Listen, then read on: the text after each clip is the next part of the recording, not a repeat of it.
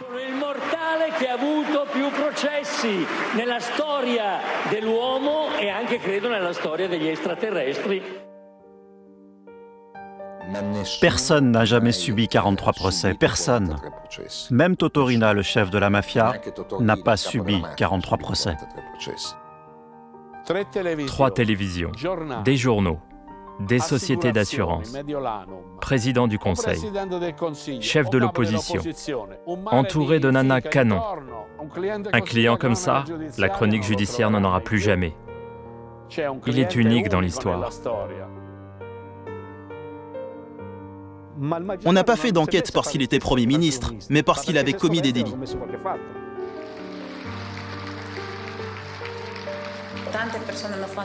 Beaucoup de gens ont fait des choses pas très correctes et sont devenus célèbres.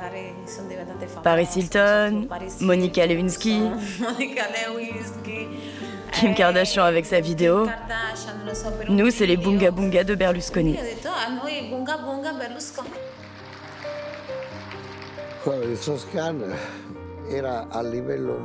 À mon avis, l'affaire Strauss-Kahn était, avec tout le respect que j'ai pour les femmes de ménage, assez glauque.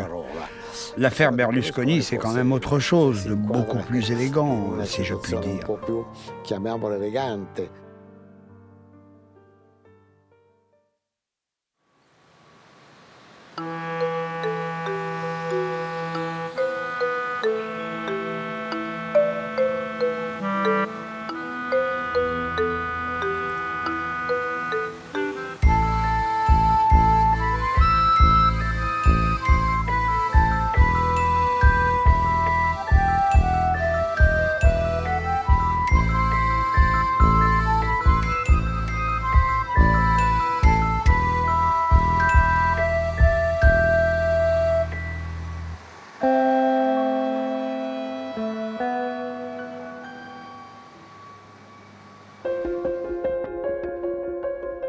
'Milan, un soir de mai 2010. Une jeune femme de 17 ans, accusée de vol, est arrêtée en pleine rue. Elle est conduite au commissariat central où elle sera interrogée. Face à des policiers médusés, elle prétend qu'elle participe à des soirées en compagnie d'autres jeunes femmes chez Silvio Berlusconi. Des sortes d'orgies. Elle porte le nom de Bunga Bunga. Les policiers la prennent pour une déséquilibrée.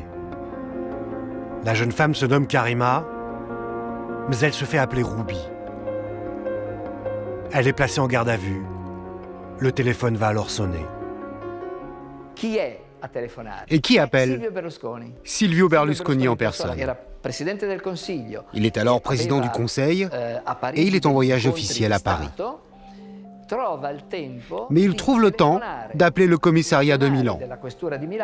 Et il dit: vous avez arrêté une jeune fille. Elle est mineure.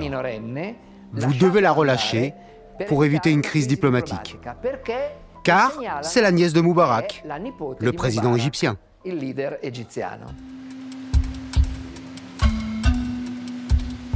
Au milieu de la nuit, une conseillère régionale, Nicole Minetti, membre du parti politique de Berlusconi, vient discrètement récupérer Ruby. L'affaire aurait dû s'en tenir là. Mais le parquet a ouvert une enquête. 5 mois plus tard, un quotidien évoque cette affaire.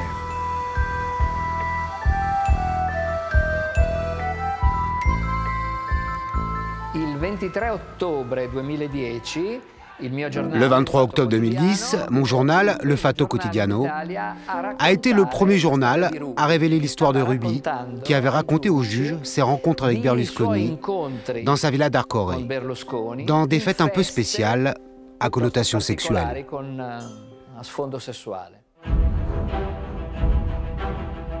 Le scandale éclate. L'Italie et le monde entier découvrent alors cette jeune femme déroutante. Ruby n'est pas la nièce de Moubarak. Elle est d'origine marocaine, avec un parcours chaotique. Ruby fréquente les boîtes à la mode de Milan. C'est là que, selon les juges, elle commence à se prostituer et devient escorte. Un jour, elle est appelée par les Lemora, un homme qui a une agence de mannequins et qui organise aussi les fêtes privées de Berlusconi à Arcore. Ruby était une fille, enfin à l'époque une jeune fille avec beaucoup de problèmes. Des problèmes pour vivre. Elle passait de foyer en foyer parce que sa famille ne s'occupait pas d'elle. C'était une fille perturbée, mais attachante.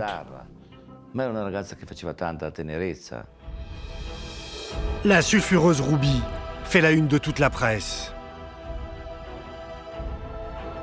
Et dans l'une de ses très rares interviews, elle livre désormais une version très soft de ses soirées chez Berlusconi.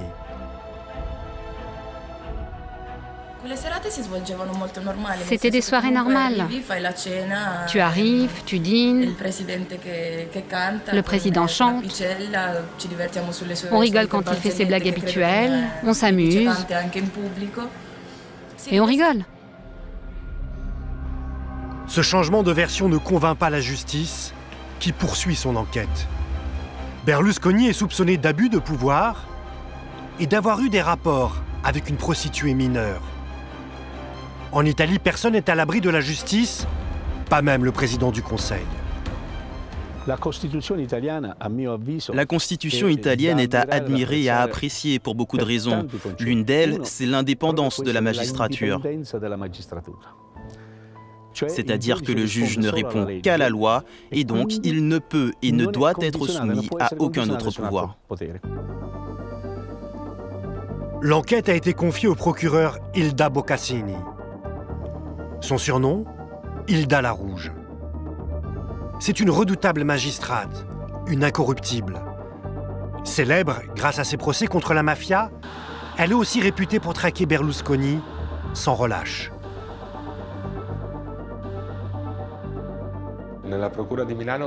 Au parquet de Milan, Hilda Boccassini est considérée comme la meilleure enquêtrice. Elle a un caractère bien trempé. À mon avis, elle est aussi déterminée dans ses enquêtes contre la mafia que pour des enquêtes moins importantes, Berlusconi ou pas Berlusconi. Elle a obtenu la condamnation de tous les collaborateurs de Berlusconi. Elle a même réussi à faire condamner son avocat. Alessandro Sallusti. Il dirige le quotidien pro-berlusconien Il Giornale. Il a publié des portraits assassins de la procureure Boccassini.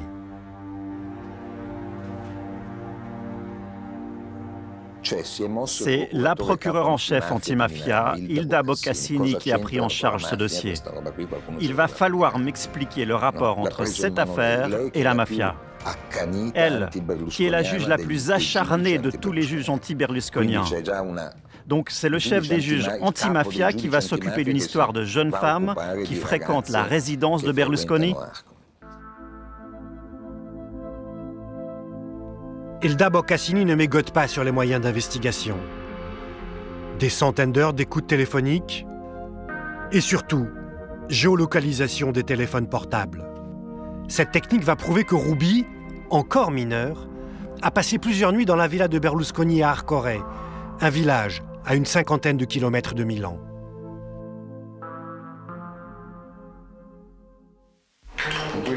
Ah, ces Français, ils ne pensent qu'au sexe. Vittorio Sgarbi, redoutable polémiste. Il a appartenu à la garde rapprochée de Berlusconi. Lui aussi déteste la procureure Boccassini. Imagine que tu viennes dormir chez moi. Qui dit que tu dors dans mon lit? Qui dit que tu me tripotes l'oiseau? Entrons dans les détails. Si tu viens dormir chez moi, ça veut dire que tu as dormi chez moi? Point. Mais non. Ruby a dormi 3 fois chez lui. Mais qu'est-ce qu'on s'en fout? C'est quoi le délit?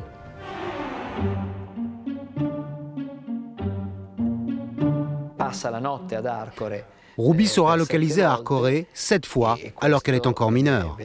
Elle passe 7 fois la nuit là-bas. Pour l'accusation, cette preuve est jugée suffisante pour faire un procès. Février 2011, Berlusconi est mis en examen pour abus de pouvoir et pour avoir fréquenté une prostituée mineure. Dans une allocution solennelle, il s'adresse à toute l'Italie. Si sostiene per la vicenda di Ruby, dove mi si contestano rapporti sessuali con una ragazza minore di 18 anni. Questa ragazza ha dichiarato agli avvocati e ha dichiarato 1000 volte a tutti i giornali italiani e stranieri che mai e poi mai ha avuto rapporti con me. La 28ª in 17 anni che la Procura di Milano mi ha notificato con grande e voluto clamore nei giorni scorsi. Il y a quelque chose d'amusant dans cette affaire.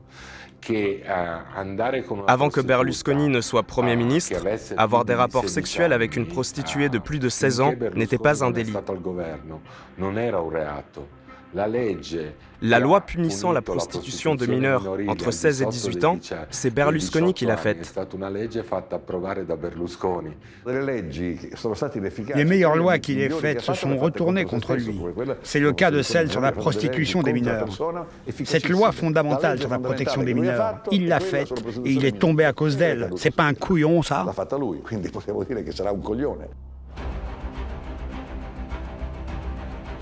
Pour sa défense, Berlusconi clame qu'il était certain que Ruby était majeur.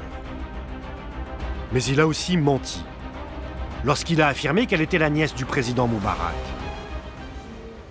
Pour ses plus fidèles partisans, dédouaner Berlusconi sur ce coup-là n'est pas simple. Je n'ai jamais compris cette histoire de Moubarak. Si elle est fausse, franchement, elle est géniale.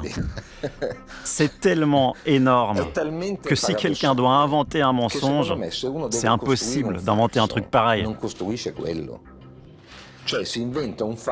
Il invente un mensonge un peu moins gros, un peu moins ridicule. Parce que franchement, sinon, ça veut dire qu'il vous prend pour un idiot. Che questa ragazza, che per me era una parente reale del presidente egiziano, stava per essere trasferita in carcere e pensai che poteva nascere un incidente diplomatico. Mi immaginai subito i giornali del Cairo con una parente di Mubarak imprigionata in Italia. Pour se sortir de cette affaire privée, pour se sortir de ce mensonge, Berlusconi va tenter de lui donner une dimension politique. Pour le soutenir lors d'un vote au Parlement.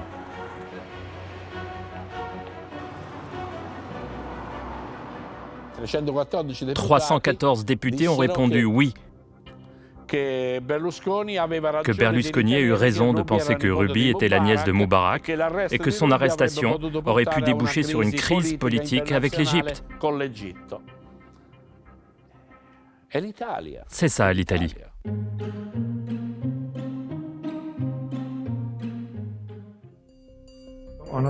Honorable député Di Pietro, 5 minutes. L'ex-procureur Di Pietro, député de l'opposition, s'emporte contre cette mascarade.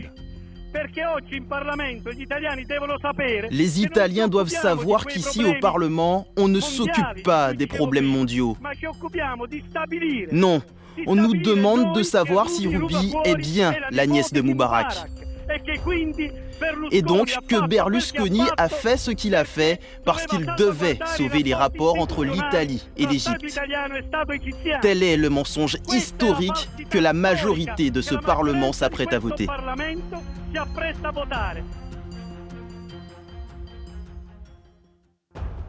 Le vote du Parlement ne change rien au cours de la justice. Le procès s'ouvre le lendemain. De CNN à la BBC, les médias du monde entier sont là. Pour la première fois, un chef d'État européen en fonction est jugé pour une affaire sexuelle. With pictures of many young girls who allegedly took part in so-called bunga bunga sex parties at the Prime Minister's house. Berlusconi est le chef d'État d'un grand pays européen membre du G8 et il est accusé de choses incroyables. Le fait que le Premier ministre d'une démocratie européenne puisse être condamné à 15 ans de prison représente un intérêt énorme pour le reste du monde.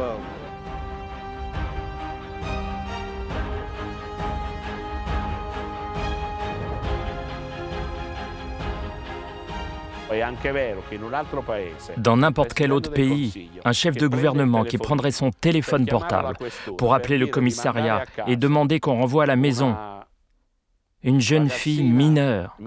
Imaginez si Obama, Cameron ou Merkel faisaient ça. Ils disparaîtraient aussitôt du paysage politique. Il n'y a pas besoin de faire un procès pour ça. Au cours du procès, Ruby, traquée par la presse, héroïne d'une histoire qui la dépasse, lira, fébrile, un communiqué préparé par ses avocats. Elle prétend avoir menti et avoir été manipulée par les juges. Je suis désolée d'avoir menti à Berlusconi qui m'aurait soutenu de toute façon. La vérité, c'est que je viens d'un petit village.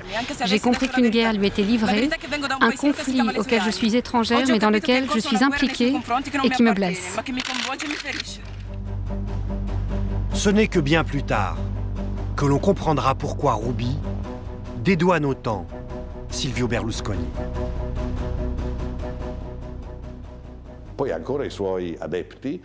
Aujourd'hui, certains des partisans de Berlusconi pensent qu'il a été victime. Mais ils sont moins nombreux que ceux qui disent « c'est un vieux porc qui couche avec des mineurs ». Et je ne parle pas des pays étrangers où on regarde notre ex-président comme un maniaque sexuel, alors que le pauvre ne s'est même pas fait une centaine de filles.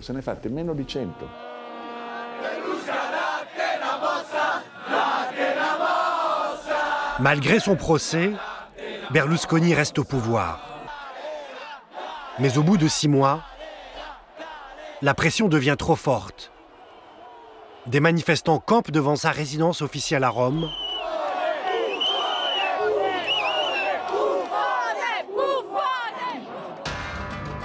Berlusconi est lâché par tous ses soutiens.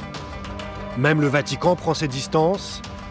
Acculé, il abandonne le pouvoir. Les manifestants organisent même un concert pour fêter son départ.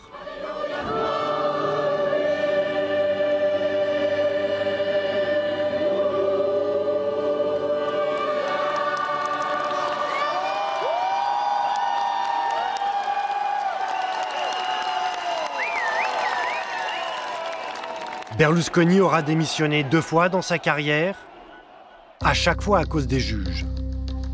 Ils ont été ses principaux ennemis, plus redoutables, plus efficaces que n'importe quel opposant politique.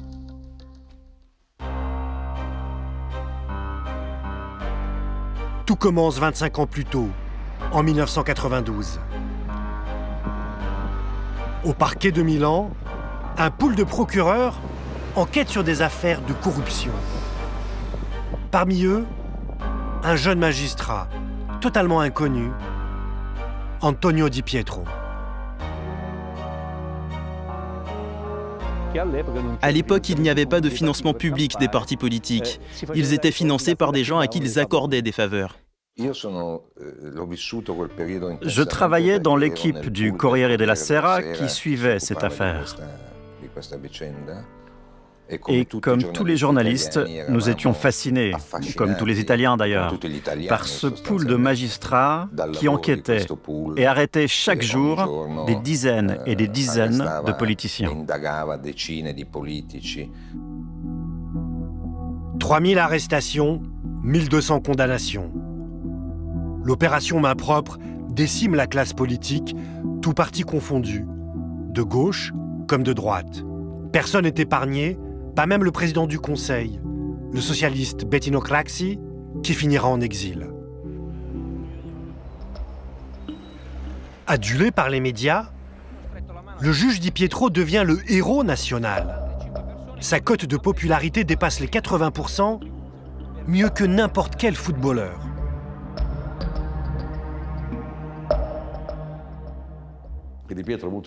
Di Pietro était tellement populaire qu'il était impossible de le dépasser. Il aurait pu être élu président de la République. À l'époque, Berlusconi est à la tête de la première fortune d'Italie. Il a bâti un immense empire qui va de l'immobilier à la communication. Maisons d'édition, journaux et surtout télévision commerciale. Moi, je considère Berlusconi comme un génie. Il rentre dans cette catégorie. Il a révolutionné l'immobilier en Italie. Il a créé la première télé commerciale italienne, et même européenne. Il a changé les mœurs de tout un pays. Silvio Berlusconi, le prince de la télé paillette, va profiter de l'hécatombe provoquée par l'opération Main propre, qu'il a encouragée avec ses médias, pour se lancer en politique.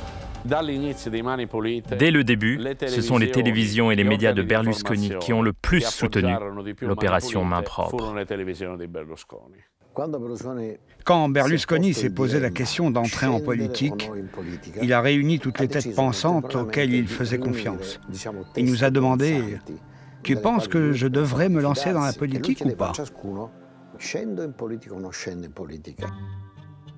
Emilio Fede.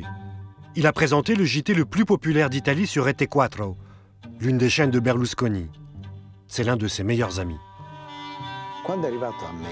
Quand mon tour est arrivé, je lui ai dit « Tu dois y aller, tu deviendras chef du gouvernement ».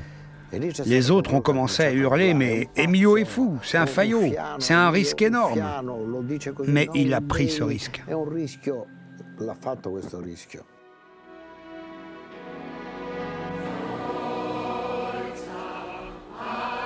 Silvio Berlusconi va créer un nouveau parti politique, Forza Italia, en avant l'Italie. Il mène une campagne à l'américaine. C'est son plus fidèle collaborateur qui dirige ce parti.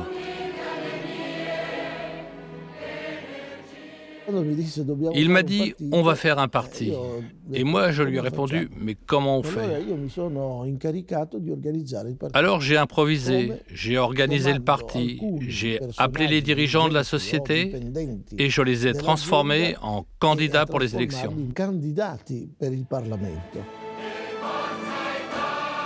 Forza Italia.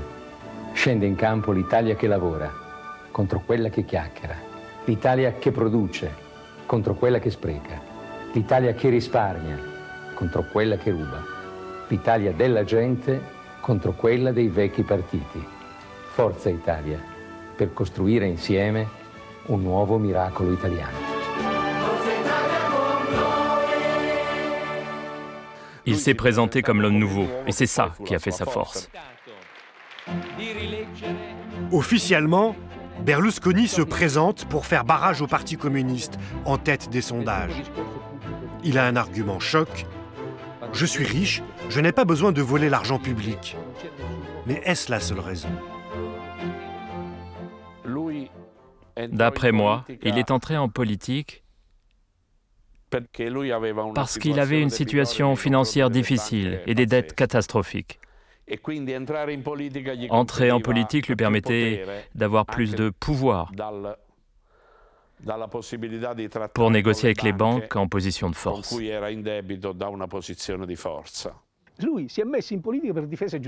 Il s'est lancé en politique pour contrer les attaques de la justice. Il avait défendu l'opération Main propre avec ses télés, mais il s'est rendu compte qu'on était presque arrivé à lui. Mais attention, nous ne savions pas encore ce qu'il avait fait. Lui le savait bien sûr, mais pas nous. Moi, je ne pense pas, car d'un point de vue judiciaire, en 1993, rien ne laissait prévoir 40 procès contre Berlusconi.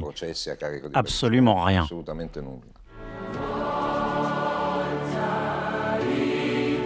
Silvio Berlusconi remporte les élections de 1994. Une nouvelle ère s'ouvre pour l'Italie. Il a fondé un parti en 3 mois et a gouverné pendant 20 ans. À peine élu, Berlusconi doit former son gouvernement. Il propose à la star nationale, le juge Di Pietro, non sans arrière-pensée, de devenir son ministre de la Justice. J'ai été convoqué alors que j'étais en pleine enquête. J'ai été convoqué par le nouveau Premier ministre Berlusconi et je l'ai rencontré pour la première fois. Il m'a dit qu'il me voulait dans son gouvernement.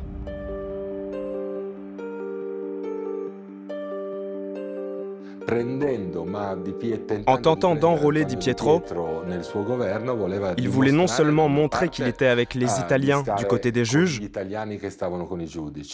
mais aussi neutraliser l'enquête qui le visait. Il faisait d'une pierre deux coups. D'abord, il se faisait une super pub, et ensuite, il se débarrassait d'un enquêteur. Bien sûr, j'ai refusé. Fraîchement installé au pouvoir, Silvio Berlusconi est menacé par une enquête pour corruption. Il tente alors de faire passer une loi qui entrave justement les affaires de corruption. Le pool main propre est torpillé. L'odierno decreto legge, a nostro giudizio, non consente più di affrontare efficacemente i delitti su cui abbiamo finora investigato. Infatti, persone raggiunte da schiaccianti prove in ordine a gravi fatti di corruzione non potranno essere associate al carcere.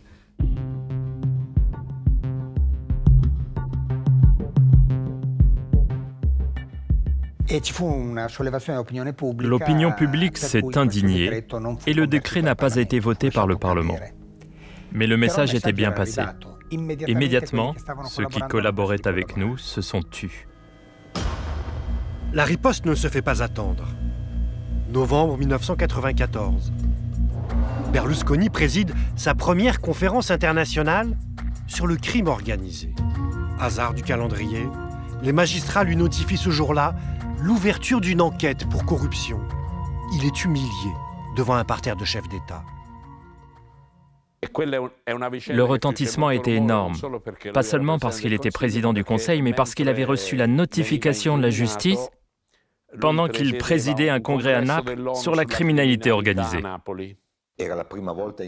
C'était la première fois qu'un président du Conseil en exercice était mis en examen. Ce fut une nouvelle incroyable.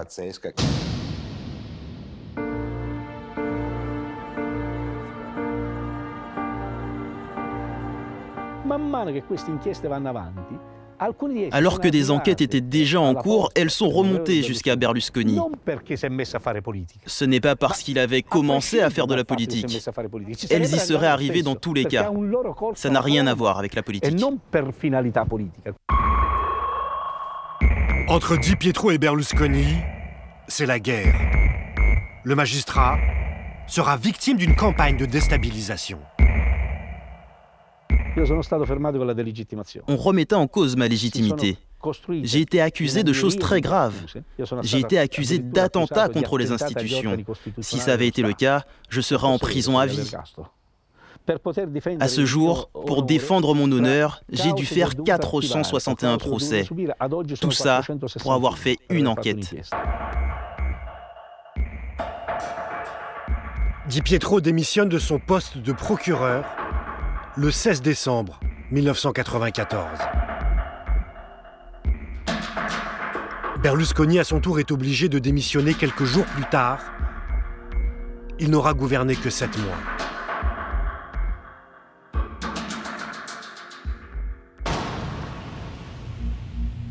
Il va comparaître devant la justice et sera finalement acquitté.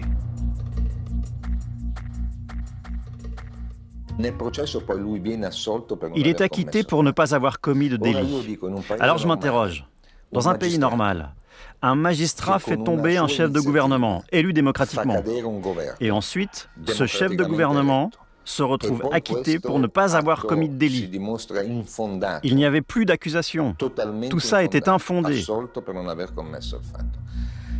Je pense que les magistrats qui l'ont accusé auraient dû être radiés de la magistrature, car ils ont violé la démocratie. Cet acquittement n'est pas pour autant une victoire totale pour Berlusconi, car il y avait un fusible dans cette affaire.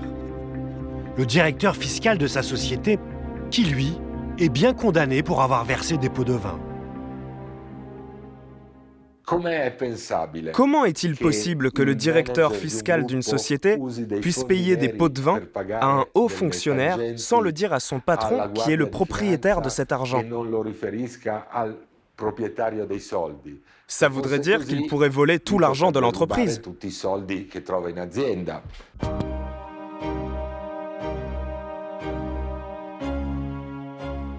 À partir de là, a commencé la légende des toges rouges, selon laquelle les magistrats seraient tous communistes, ce qui bien sûr est faux.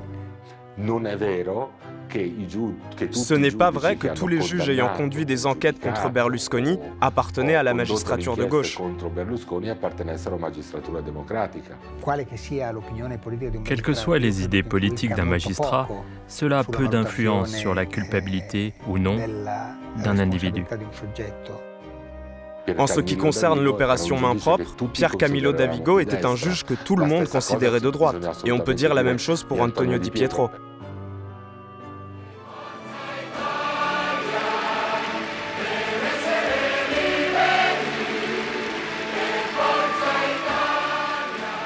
Berlusconi va diriger l'opposition pendant 7 ans, de 1994 à 2001. Au cœur de son programme, la réforme de la justice. Avvenga anche in Italia quello che c'è già negli altri paesi d'Europa, che ci sia cioè una distinzione tra il corpo dei giudici, dei magistrati che giudicano, i magistrati giudicanti, e il corpo dei pubblici ministeri. Il leur portait un coup énorme et ils ont donc tous réagi, ce qui s'explique d'ailleurs. Il a dit qu'il fallait être fou pour faire ce métier de magistrat. Il nous a dit qu'on était anthropologiquement différents du genre humain. Les magistrats du monde entier m'ont envoyé des lettres de soutien. Berlusconi va cumuler les procès. Ils s'enchaînent les uns après les autres. Il est accusé de corruption de hauts fonctionnaires et notamment d'un juge qui a tranché un procès en sa faveur. Il va devoir aussi répondre d'abus de pouvoir, de faux bilans. À plusieurs reprises, il est accusé d'avoir maquillé les comptes de son empire. Berlusconi a commis tellement de délits qu'à chaque fois qu'on mettait le nez dans ses affaires, on découvrait d'autres affaires. Il sera aussi accusé de détournement de fonds, fraude fiscale, financement illicite de partis politiques, violation des lois antitrust, blanchiment d'argent, corruption de témoins. Les défenseurs de Berlusconi, eux, ont une explication à tout.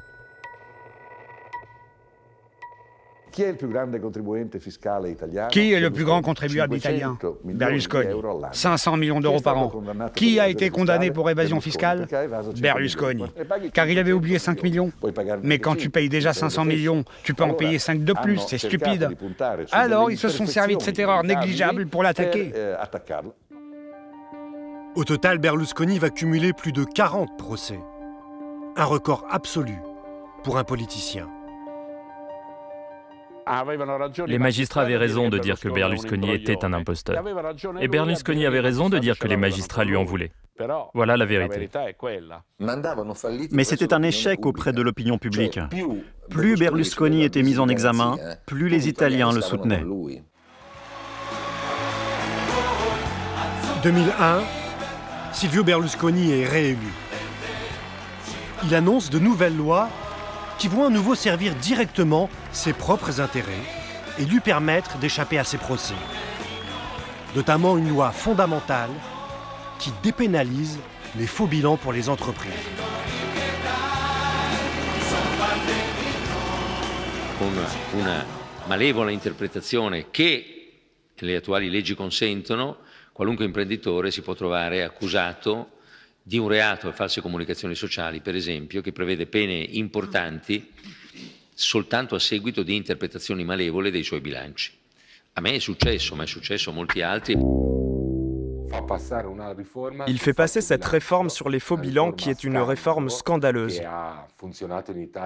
Elle est restée en vigueur jusqu'à l'année dernière. Il avait même prévu un seuil au-dessous duquel il était possible de falsifier les bilans. Mais ce qui cloche, c'est que Berlusconi fait passer cette loi alors qu'il a lui-même des problèmes de faux bilans. Il perd toute sa crédibilité.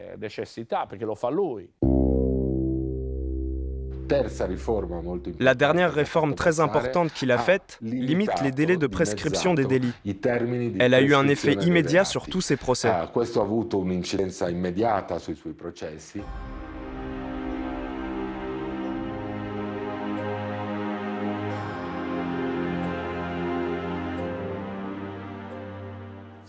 Il a bénéficié de beaucoup de prescriptions. Ça veut dire que trop de temps s'était écoulé pour le faire condamner. Ça ne veut pas dire qu'il était innocent. Les effets de ces lois sont très efficaces. Berlusconi va échapper à la plupart de ses procès. Les charges s'effondrent, il bénéficie de non-lieu, les faits reprochés sont prescrits, ou il est simplement acquitté. Dans d'autres pays, pour beaucoup moins que cela, un politique aurait arrêté sa carrière. Ici, nous sommes habitués à tout et à n'importe quoi. En Italie, certains parlent de conflit d'intérêts. Pour moi, cela porte un autre nom, la légitime défense.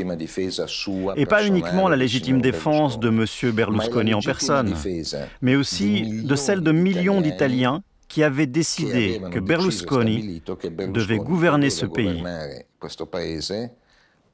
Et il l'avait décidé tout en sachant parfaitement qu'il était sous le feu de la magistrature italienne.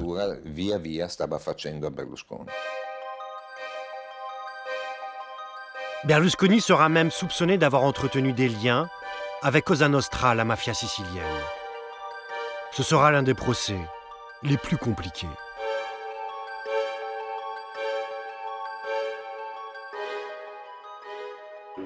Berlusconi a eu une carrière d'aventurier, typiquement italienne. Il a eu des rapports avec Cosa Nostra, la mafia, mais n'a jamais été condamné. Or, il a été prouvé que son groupe a versé de l'argent à la mafia pendant de nombreuses années. Berlusconi s'en sortira. Et comme toujours, c'est l'un de ses proches qui sera condamné. Et pas n'importe qui. C'est son plus fidèle collaborateur, son copain de fac, le patron de son parti, Marcello Dell'Utri. Sicilien d'origine.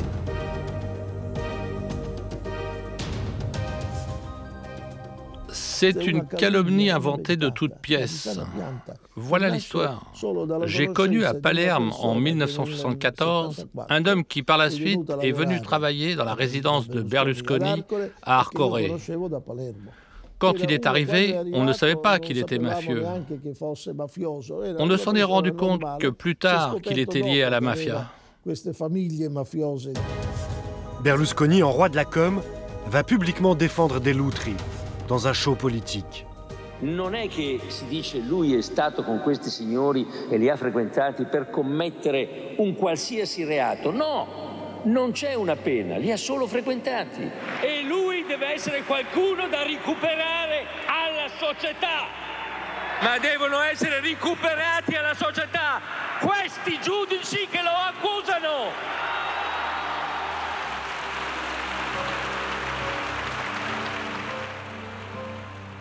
On m'a accusé d'attentat, accusé des choses les plus absurdes. C'est un procès politique, ni plus ni moins.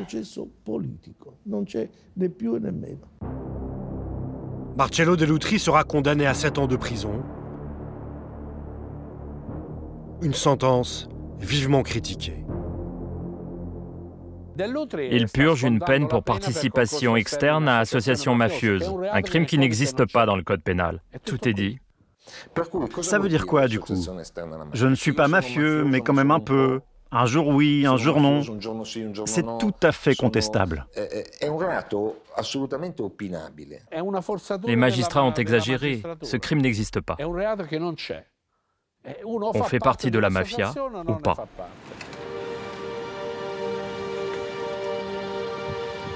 Lien avec la mafia, corruption, fraude fiscale, faux bilan. Aucune des attaques contre Berlusconi n'ébranle sa popularité. De 2001 à 2006, il exerce même le plus long mandat de l'histoire de la République italienne.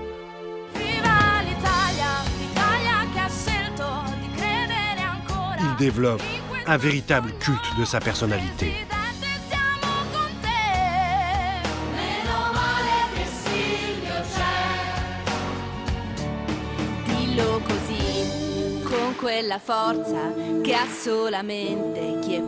Dans ses clips de campagne, les femmes en liesse l'adulent. Berlusconi le leur rend, à sa façon, avec son style si délicat.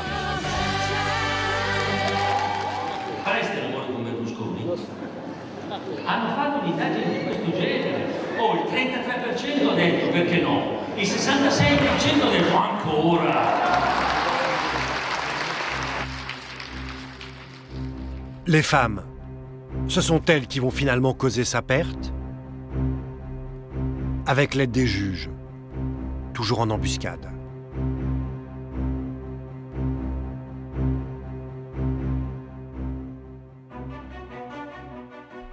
Tout bascule en 2009. Berlusconi participe à l'anniversaire de cette jeune napolitaine, Noemi Letizia. Elle fête ses 18 ans. Disons qu'il n'a pas eu la bonne attitude.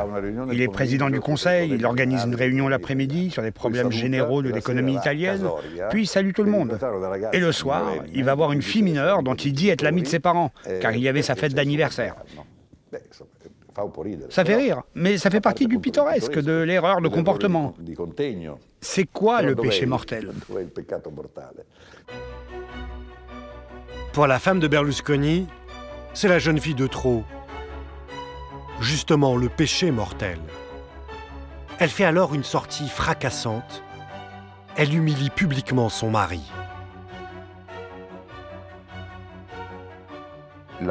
La femme de Berlusconi, Veronica Lario. Elle écrit une lettre à La Repubblica. C'est le journal le plus important de la gauche italienne et peut-être même le plus important d'Italie. Dans cette lettre, elle dénonce le comportement amoral de son mari avec les femmes en général.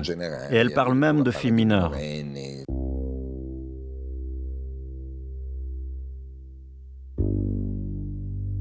Je ne peux pas rester avec un homme qui fréquente des mineurs. Ces vierges qui s'offrent au dragon dans l'espoir de trouver le succès, la notoriété et l'argent. Par une étrange alchimie, le pays concède tout et justifie tout à son empereur.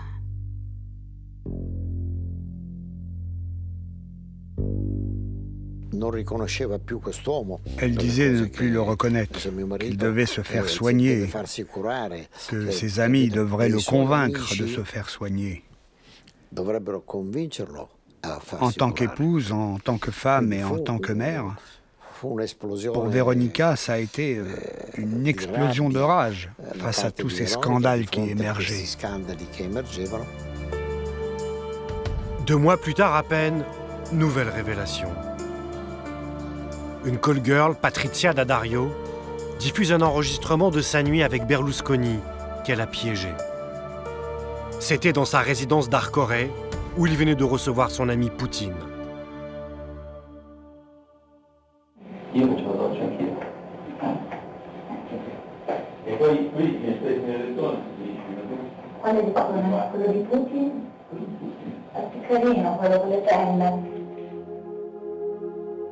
Le lendemain, la call girl appelle l'homme qui l'a présenté à Berlusconi.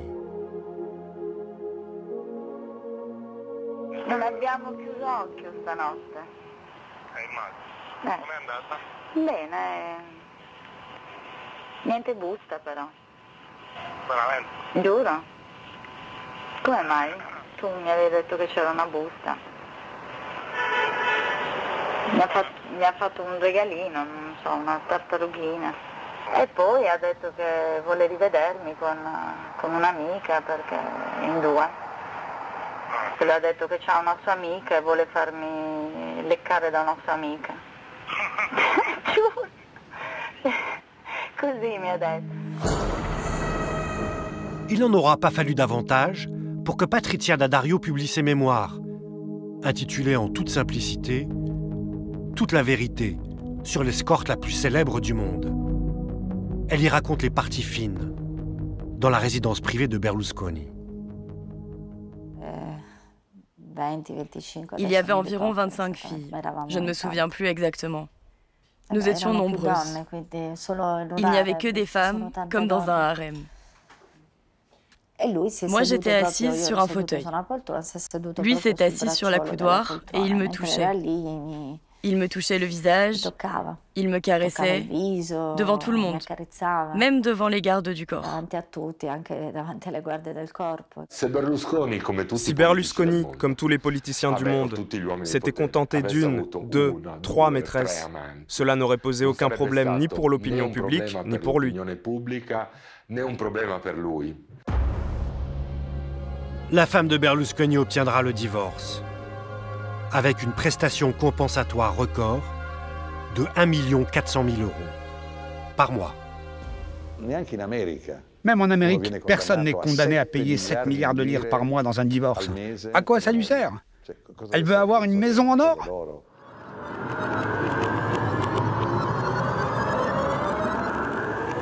Laetitia, Patrizia, moins d'1 an plus tard, elles seront balayées par Ruby, la call girl mineure, et le procès des Bunga Bunga.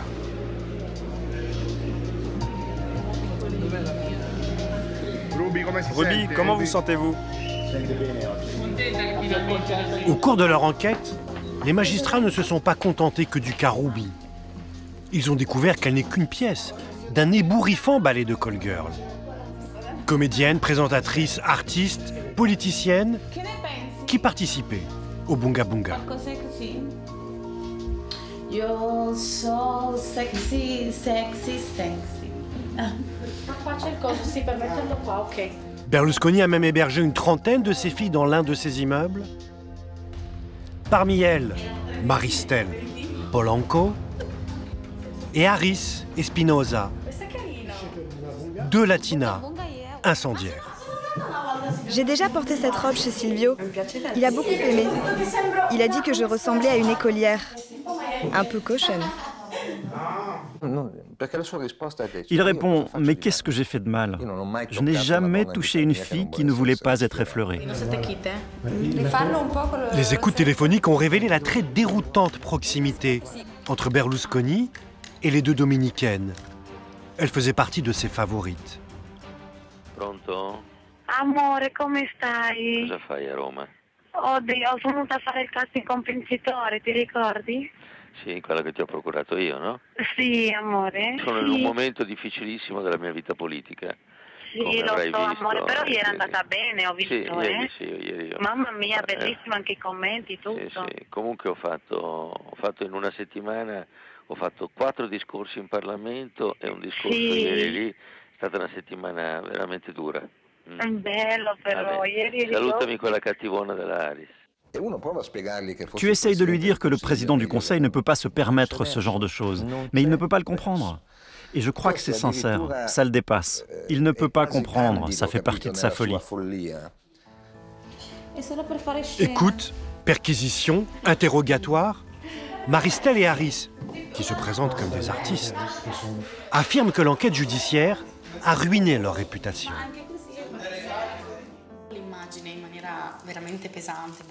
Ils ont détruit notre image. Ils nous ont traités comme des criminels. Pire que des criminels. Ils ont perquisitionné chez nous. Ils ont photographié les bijoux, les vêtements, l'argent, tout. C'était terrible. Il suffit que tu connaisses Berlusconi pour être considéré comme une pute. Mais c'est quoi une prostituée? C'est quoi une escorte? Je veux comprendre. C'est marqué sur ton passeport? Bon, peut-être qu'à ces soirées, il y avait quelques prostituées. Des filles qui avaient l'habitude de coucher avec beaucoup d'hommes.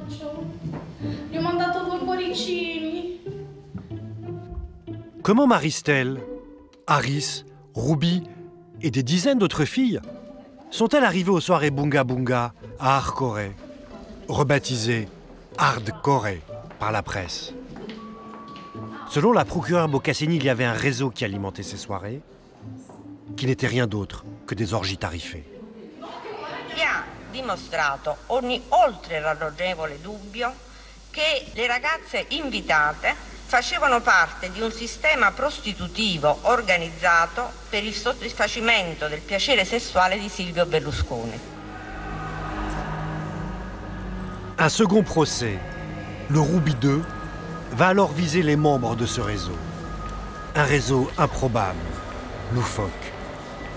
Accusés, 3 proches de Berlusconi, issus de la politique et du showbiz. Il y a la star du JT, Emilio Fede, l'agent de mannequin Lele Mora et Nicole Minetti, la conseillère régionale qui était allée chercher Ruby à la sortie du commissariat. Emilio Fede, Mora et Minetti incitaient ces filles à venir en leur disant qu'elles pourraient obtenir beaucoup de choses si jamais... Ils leur donnaient le choix. Si tu dînais, si tu participais au Bunga Bunga, si tu restais dormir. Et les filles choisissaient. Nicole Minatti. Son histoire avec Berlusconi commence comme un conte de fées. Assistante dentaire, c'est elle qui lui porte les premiers soins lorsqu'il est agressé à la sortie d'un meeting en 2010. Puis très vite, elle se retrouve aux soirées Bunga Bunga. C'est la fille la plus intelligente de toutes. Au départ, elle participe aux soirées comme toutes les autres, mais ensuite c'est aussi grâce à elle qu'arrivent de nouvelles filles. Nicole Minetti est une success story du berlusconisme. L'ancienne assistante dentaire devient une star. Elle défile même pour la Fashion Week. Le Cavaliere va aussi la propulser en politique. Elle devient conseillère régionale à 15 000 € par mois. Elle s'est illustrée par un discours mémorable sur les banques de lait maternel sous l'œil narquois des autres élus. Ordre du jour 1154, banque de lait maternel. C'est la conseillère Minetti qui intervient. La banque de lait maternel est un service pour accueillir, contrôler, pasteuriser et distribuer le lait des mères nourricières, qui sont différentes des mères biologiques du bébé, qui pour différentes raisons ne peuvent pas allaiter. Son activité de conseillère ne s'arrête pas là. Elle conseille aussi, et surtout, les participantes au Bunga Bunga.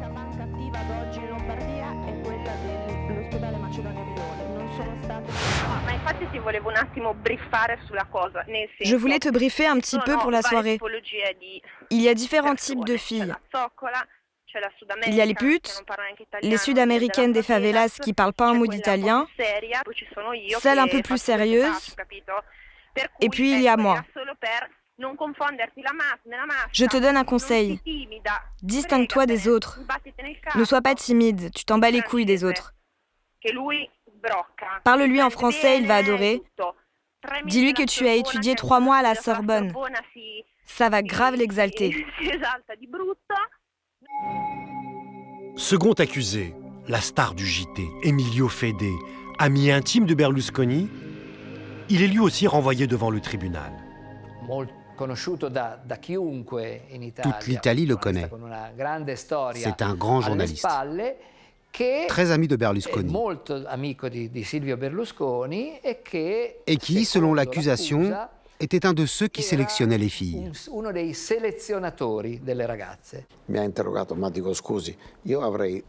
Excusez-moi, mais j'aurais eu le rôle de goûteur.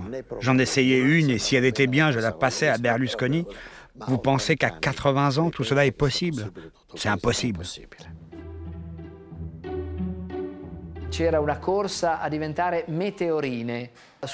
Il y avait sur la chaîne privée de Berlusconi dirigée par Fede une course pour devenir Miss Météo. La météo n'était pas présentée par des scientifiques, mais par de jolies filles. Et c'est Fede qui les choisissait. Donc être gentil avec Fede pouvait leur offrir cette place très convoitée.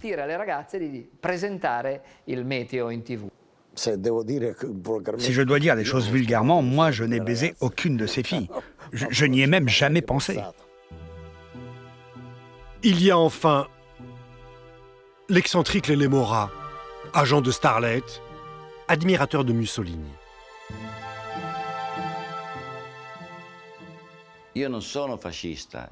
Je suis mussolinien, pas fasciste. Mussolini a fait de très belles lois pour l'Italie. Lele Mora aime parler de lui et à la troisième personne. L'Elemora, dans les années 2000, était l'agent le plus important d'Italie. J'ai été la télévision, sans vouloir me vanter, ce n'est pas mon genre. Il n'avait pas besoin de moi pour avoir des femmes. Quand tu t'appelles Silvio Berlusconi, que tu diriges 3 chaînes de télévision, que tu fais la une des journaux, que tu as une équipe de foot, tu penses qu'il a besoin de quelqu'un comme moi? La réponse est non. Beaucoup de filles tournent autour de l'Elemora pour obtenir une place à la télé. Elles étaient donc disposées à faire des choses qui ne se font pas normalement quand on veut travailler à la télé.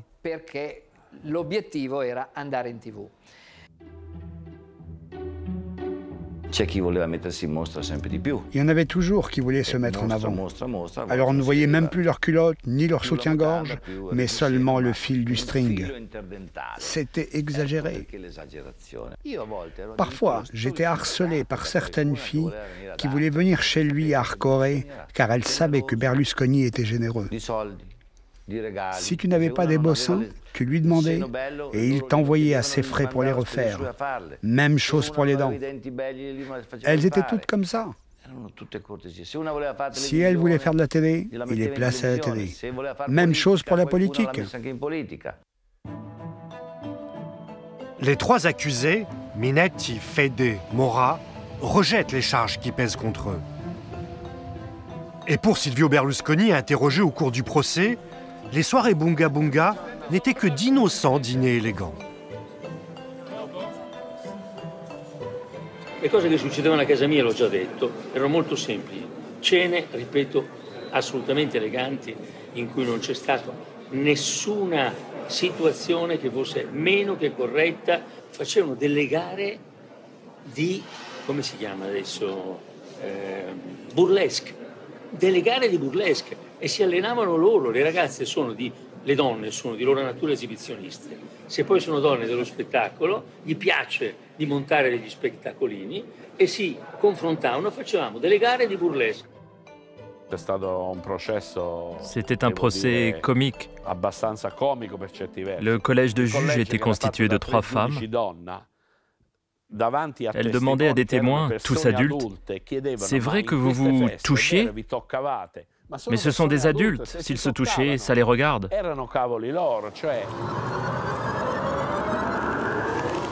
Vous avez déclaré dans une conversation que Berlusconi mettait les mains entre les cuisses des filles. Ce geste que vous avez décrit, il le faisait sur des filles habillées ou déshabillées? Ce n'était pas un procès, mais un délire. On aurait dit un tribunal de la charia, un procès comme on en voit à Téhéran, mais pas à Milan, pas au cœur de l'Occident. Quand la procureure Boccassini, qui a dirigé cette histoire du Bunga Bunga, a interrogé Berlusconi, elle lui a dit « Monsieur le Président, vous parlez de dîner élégant, mais on sait que vous touchiez les parties intimes des filles et que les filles touchaient aussi celles d'Emilio Fede. » Et il a répondu « Oui, mais on jouait à la chasse au trésor. »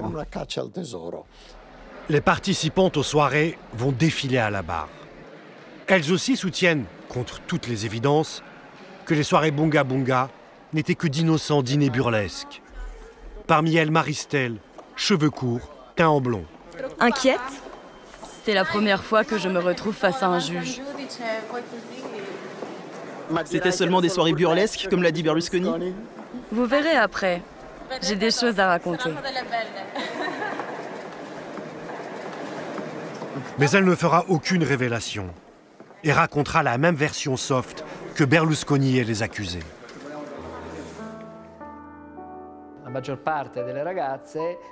La plupart des filles restent fidèles à Berlusconi. Et elles nient qu'il y ait eu des rapports sexuels ou d'autres comportements pas élégants.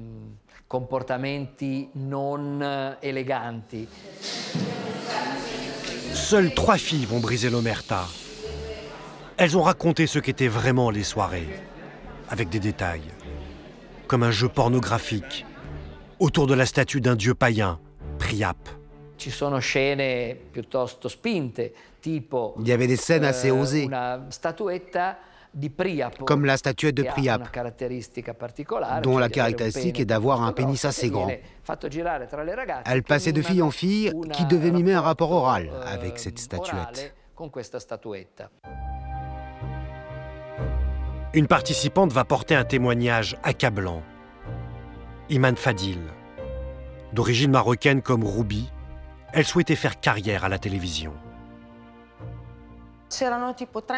Il y avait environ 30, 40 filles dans la maison. Elles se jetaient toutes nues dans la piscine. Orgie, prostitution. Il y avait de tout et n'importe quoi. Il n'y avait aucune limite. Tout ce que vous pouvez imaginer de pire, elles le faisaient. Et à la fin, tu voyais toutes ces femmes qui attendaient. Elles attendaient le bouquet final, l'enveloppe. Et si elles passaient la nuit, elles recevaient le double de la somme le lendemain. C'était dégradant. Dégradant.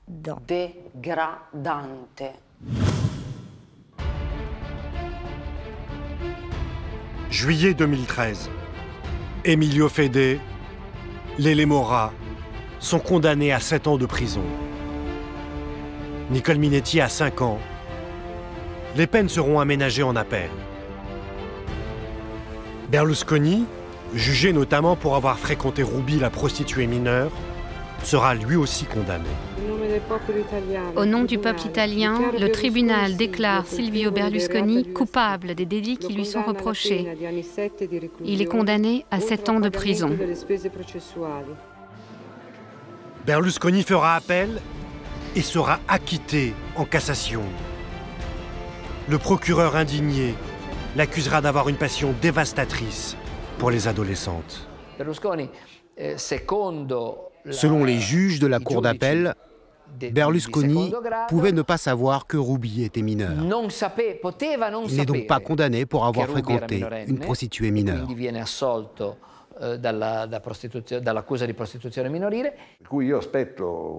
Je suis maintenant dans l'attente d'un gouvernement qui mette la procureure Boccassini en prison pour attentat contre la Constitution.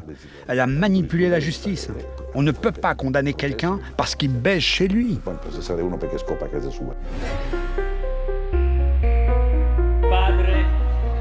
L'été 2013 est maudit pour Berlusconi. Il est définitivement condamné dans une affaire financière. Il adopte alors sa posture préférée, celle de martyr de la justice. Io sono passato in questi giorni attraverso delle giornate più angosciose, più dolorose di tutta la mia vita. E lo dico guardandomi negli occhi uno a uno. E lo direi guardando negli occhi i miei cosiddetti giudici.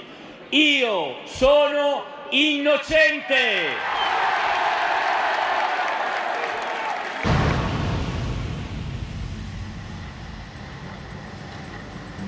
Mais les ennuis de Berlusconi ne sont pas terminés. À la suite des 2 procès Ruby, le parquet a ouvert une nouvelle enquête. Et Berlusconi est désormais accusé de corruption. Tous les témoins des procès, y compris Ruby et Maristelle, qui ont raconté que les Bunga Bunga n'étaient que de simples dîners élégants, sont, elles, accusées de faux témoignages. On accuse Berlusconi d'avoir payé les filles pour témoigner en sa faveur. Ces paiements vont convaincre les juges d'ouvrir un nouveau procès pour corruption et faux témoignages.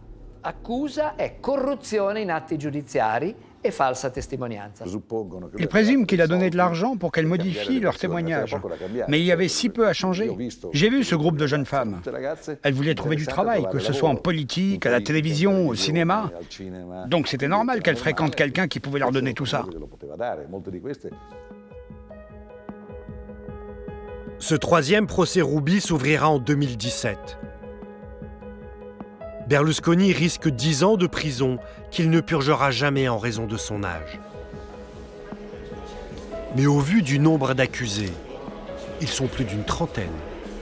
Des sommes versées, des millions d'euros, de l'ampleur démesurée de ce pacte de corruption, ce procès sera le plus important procès politico-sexuel de l'histoire.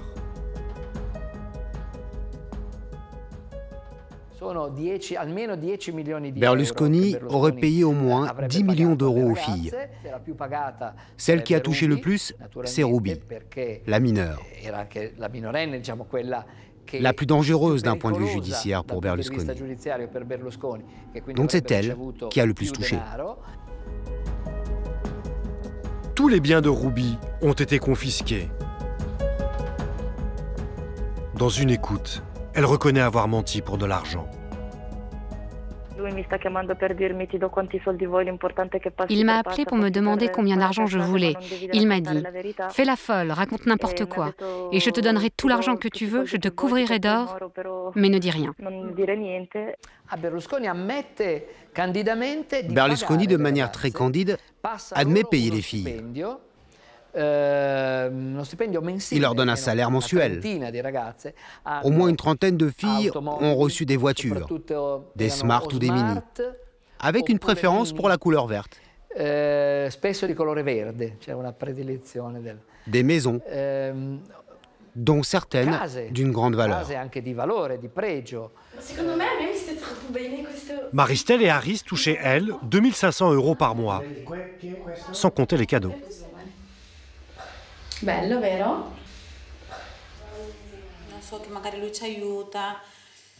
Il nous aide car, comme il le dit lui-même, on a été maltraités. Personne ne veut nous donner du travail. On ne peut même pas ouvrir un compte en banque parce qu'on fait partie des Bunga Bunga. On est associé au scandale de Berlusconi. Sei stata comunque coinvolta nello scandalo Berlusconi? Assolutamente, ne voglio anch'io.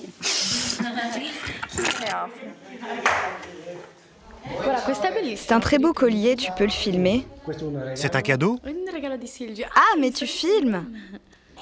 Oui, un cadeau de Silvio. Un cadeau pour mes 23 ans. C'est du diamant noir. Noir comme ma peau. Silvio Berlusconi aura été un carnassier dans les affaires, un tueur en politique. Rien ne lui aura résisté. Mais ce dernier procès révèle que certainement, pour la première fois de sa vie, il s'est pris les pieds dans ses combines.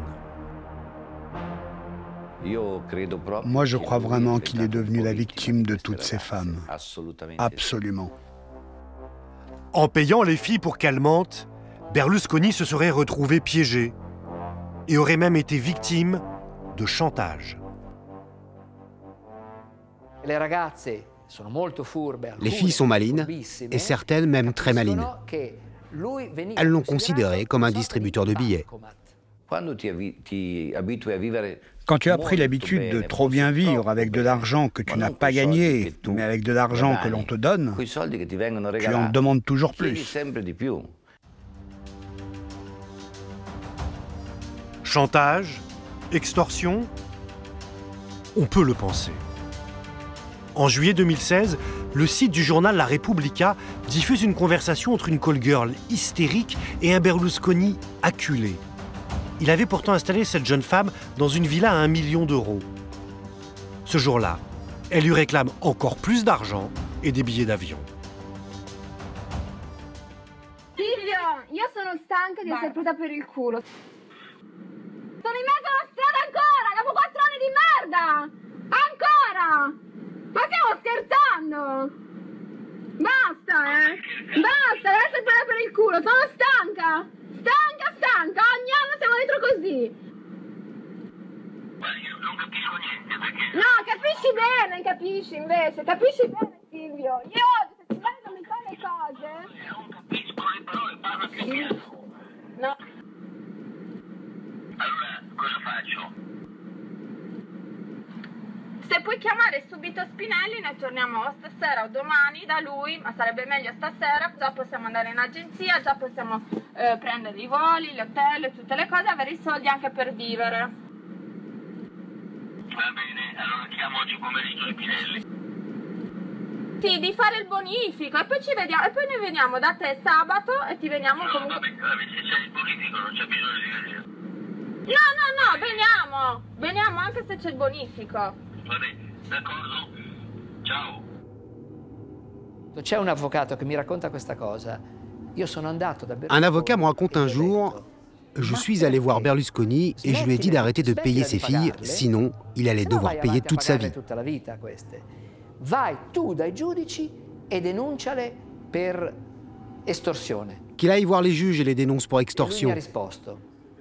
Mais Berlusconi a répondu, tu penses vraiment que les juges vont me croire plus que les filles? I giudici credono a me o credono alle ragazze? E poi, mi diceva questa Et l'avocat rajoute, il est attaché à ses filles. Il a de l'affection pour elles. Il ne veut pas couper avec elles ou les dénoncer. In rottura, non vuole denunciarle. C'est l'histoire typique d'un vieil homme arnaqué par des gens plus jeunes. Il avait l'impression d'être aimé pour ce qu'il était et non pas pour ce qu'il avait. Mais il est évident que Berlusconi était aimé car il était riche et puissant. Lui pensait être aimé car il était très sympathique.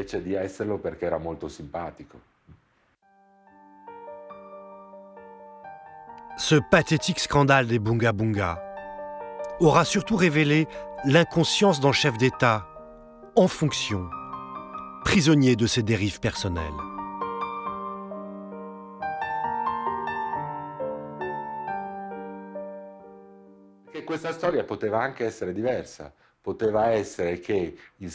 Cette affaire aurait pu prendre une autre tournure.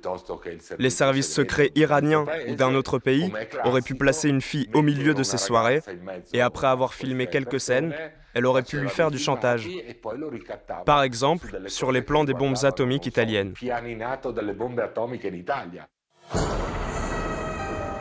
Berlusconi n'aura été condamné qu'une seule fois dans une affaire de corruption à de la prison ferme. Une peine commuée en travaux d'intérêt général. On peut dire que 80% des procès contre Berlusconi sont fondés et que 20% ne le sont pas. Un procès que je trouve ridicule, c'est le procès Ruby.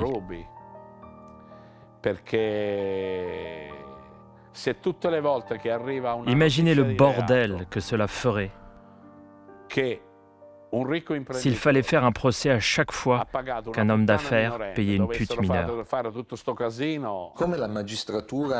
La magistrature a perdu le respect pour la classe politique.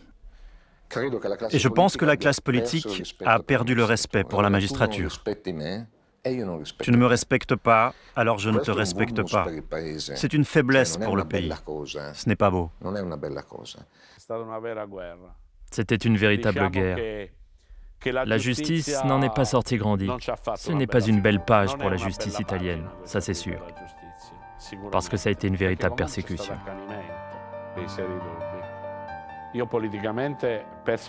Personnellement, je pense que Berlusconi a été une catastrophe pour l'Italie. Mais il aurait dû être éliminé par le jeu politique et pas par les magistrats. Opéré du cœur en juin 2016, très affaibli, Berlusconi aura tout fait pour échapper à ce dernier procès, celui de l'infamie. Ce dernier rendez-vous judiciaire devrait sceller le crépuscule du Cavaliere.